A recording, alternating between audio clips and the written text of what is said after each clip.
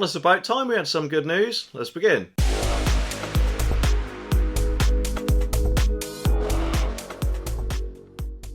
The article says that the popular 5p fuel duty cut is set to stay for another year, provided the economy keeps improving. Treasury sources say that Jeremy Hunt, who may or may not spell his name with a silent C, is keen to extend the tax cut in his spring budget, if public finances are in good shape.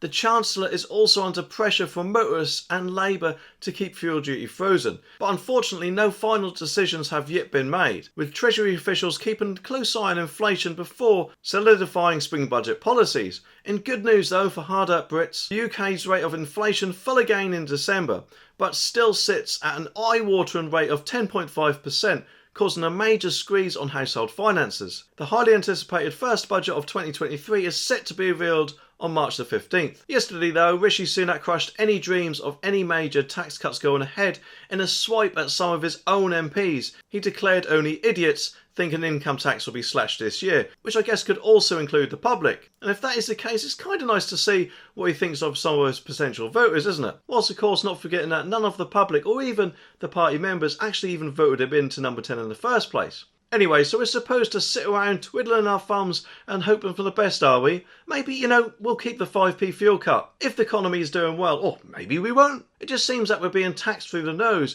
at the moment, doesn't it? Not to mention the rising cost of living and our energy bills that, to be honest, are going so hard you probably soon need a mortgage just to pay for them. And now, of course, we're just supposed to wait and see if the Chancellor's feeling generous. I mean, it's like they're trying to hedge their bets, isn't it? And maybe also try to keep us in suspense until the spring budget, when they'll finally reveal if we're going to keep the fuel duty freeze or not. It's like waiting for a child to open his Christmas presents, isn't it? But instead of toys and sweets, it's tax cuts. But to be honest, the odds of getting that toy you really wanted are about probably as likely as to get tax cuts these days. And hang on a minute, 10.5% inflation, are you joking me?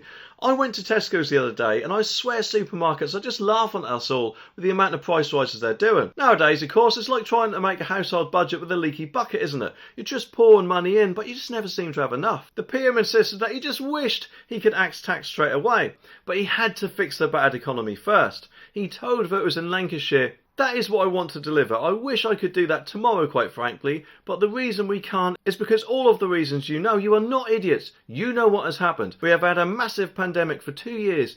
Then we have got this war going on, which is having an enormous impact on inflation and interest rates." He sounded the alarm during the town hall meeting in Morecambe to field questions from the public after fresh calls from his own MPs to cut taxes. But as Chancellor and a candidate for Tory leader twice, Rishi, Mr Sunak vowed to slash income tax by a penny next year and then go even further. Well, maybe, Rishi, instead of people being potential idiots, they might have just expected you to stick to what you pledged in your leadership campaigns. Or are you just trying to say that they're idiots for believing you in the first place? It just makes me wonder if in this video he probably thinks that we might not notice while he potentially pulls the rug from under us. Anyway, subscribe for more and I'll see you in the next one.